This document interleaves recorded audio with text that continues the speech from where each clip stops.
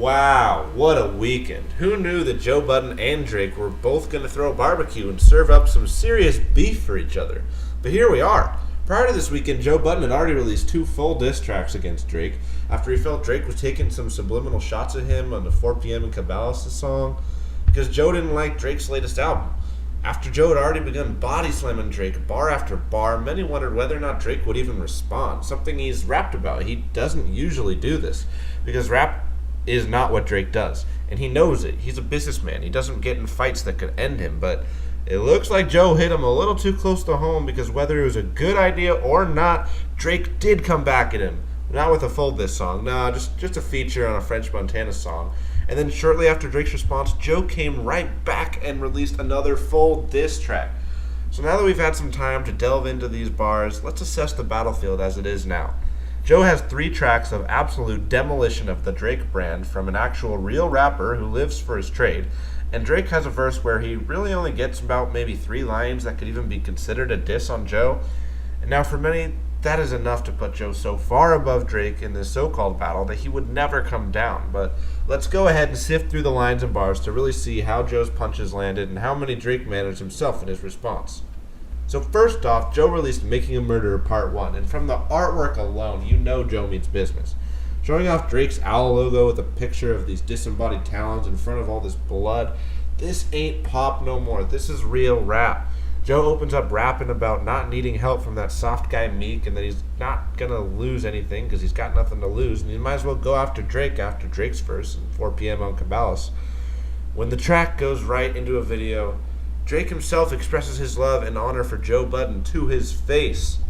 This interlude is one of the most savage ways Joe could have started his diss track, and right off the bat it shows how hypocritical Drake can be when the cameras aren't around, and how much of his career owes itself to what Joe Budden did in the game before him.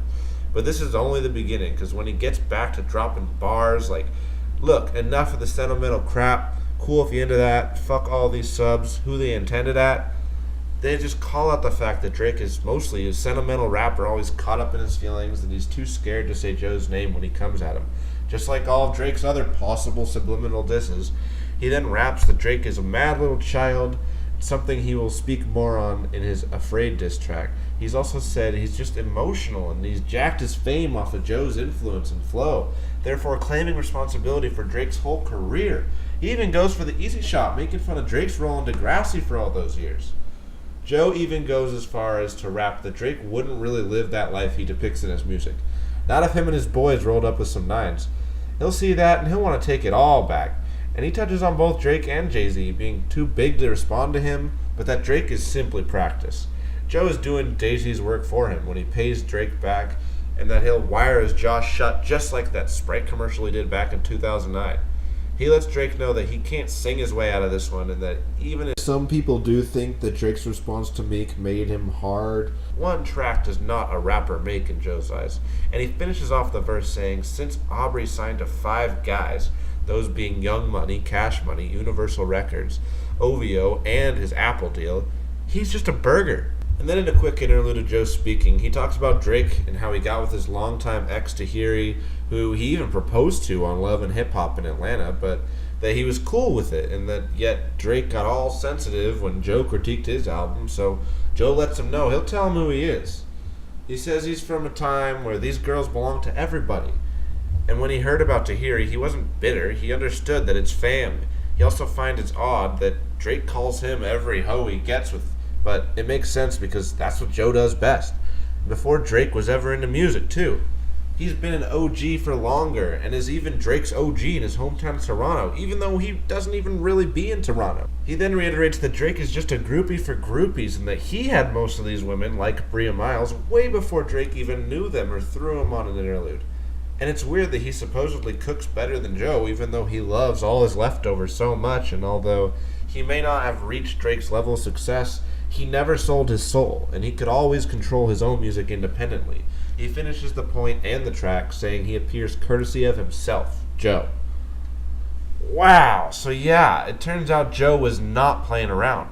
One single track and he's already dismantled Aubrey's image, talks about how much Drake is in love with him, and that he owes his career to him, and that he loves all his leftovers, music or women-wise, and that he isn't a real rapper. He's just an emotional singer, and that he's Drake's OG in his own hometown. And that's only the first track. If Joe had only released this track, he still would have been killing Drake. But then came the second. Wake was Joe Budden's second track, with artwork that once again was perfect, depicting a baseball fight where a Toronto player got punched in the face. But just like what Joe did to Drake on Making a Murderer Part 1. And this track opens with an excerpt from Eastbound and Down, but is played like it's Joe speaking at Drake's wake, accusing him of only caring about popularity before kicking off the track.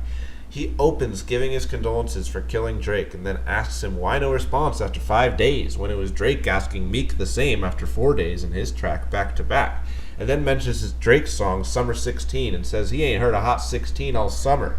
After alluding to Drake being his son again, he takes shots at his passiveness and ratchet friends when he raps, "So I take all the guns, load half the clips. I just notice you run. We mentioned half the clips. I'll save that for another time. I'll get back to it." And this is referring to the beef between Pusha T, one half of the group Clips, and Drake. Lyrically, Joe has just been flying circles around Drake on both of these first two tracks.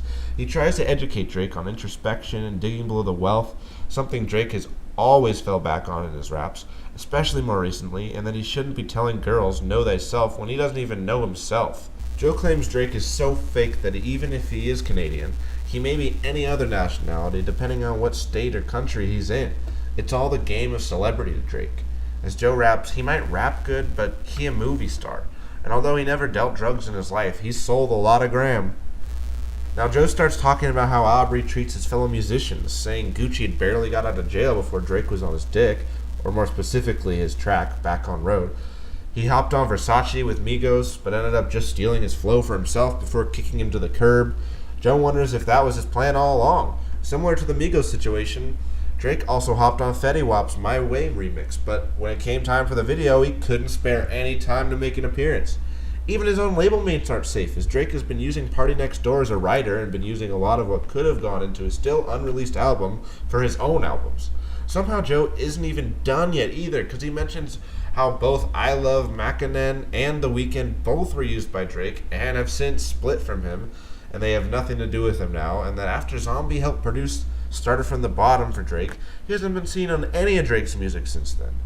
Joe finishes out the track by returning to the excerpt from Eastbound and Down and restating that Drake is dead. Wake focused much more on former beefs and his love of subliminals to diss without getting him in any real trouble, plus Drake's own fakeness and lack of knowledge about even himself, something that has to cut deep with anybody, and then goes into great detail about all of the so-called friends that Drake has misused and abused in the past. Putting these two tracks together paints a pretty damning picture of Drake so far, and whether he had responded, it would have hurt his image immensely. Unfortunately for him, he did respond, which immediately gave legitimacy to the Joe Budden beef and brought Joe so much attention he may not have otherwise gotten. Not to mention it only raised the stakes of this already bloody rap battle. So let's take a look at what Drake came back with after two scathing tracks tearing him apart.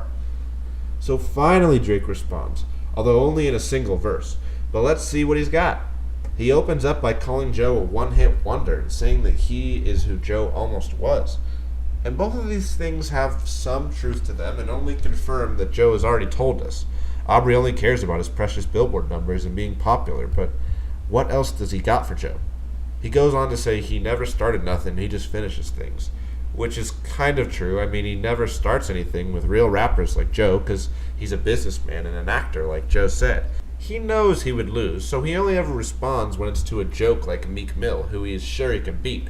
But Joe is not Meek, and this time might be different. Plus, beginning this verse with Pump It Up, that only adds to the fuel to the fire that he was trying to diss Joe earlier, so he was starting something, it would seem. He then shouts out Lil Wayne, his other daddy, and says he was supposed to be on vacation before shouting out DJ Khaled, his annoying uncle. Yeah, and by the way, shout-outs to have no place on a diss track, really. What are you doing? He says he's been dropping bombs since Bedrock, a song he was on with 24 other people, which was the Young Money equivalent of throwing everything at a wall to see what sticks.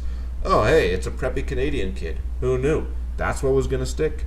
And then he likes to shop, that his raps are pop, which only leans into Joe's criticism and that Joe is already fizzled out in the industry, which is probably true if you don't count Slaughterhouse, which you should.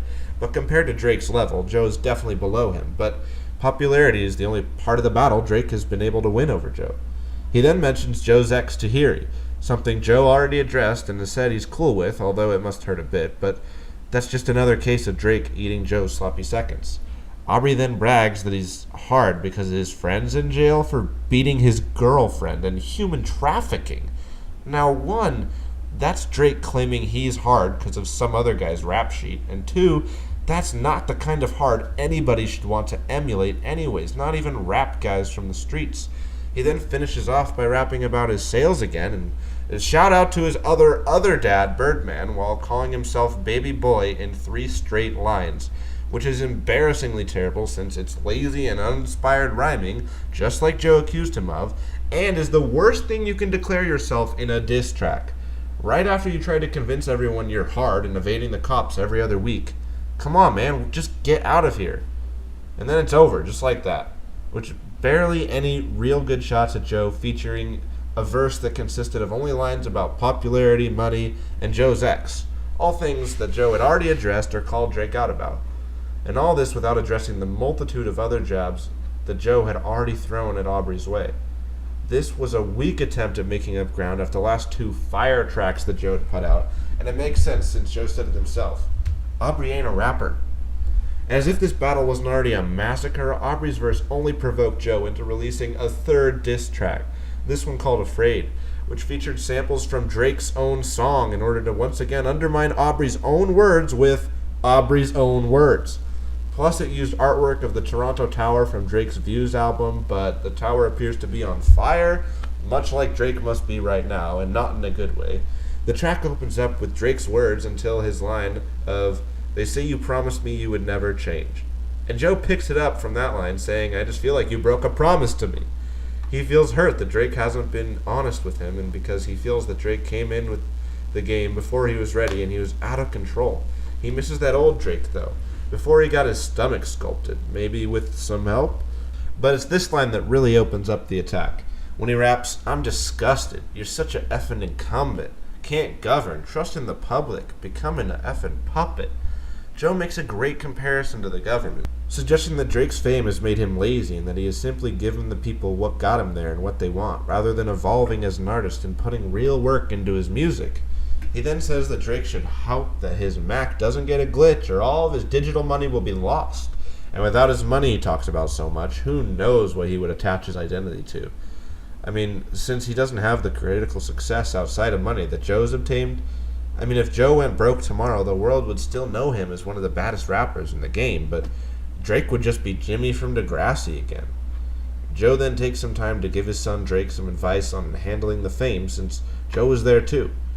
Joe then tells Drake he better talk to the real people who handle him, since he can't do anything himself, and that he isn't wrong about views since the world seems to agree with him, and even though Drake has found success, he's a rated G movie that real music lovers don't pay to see.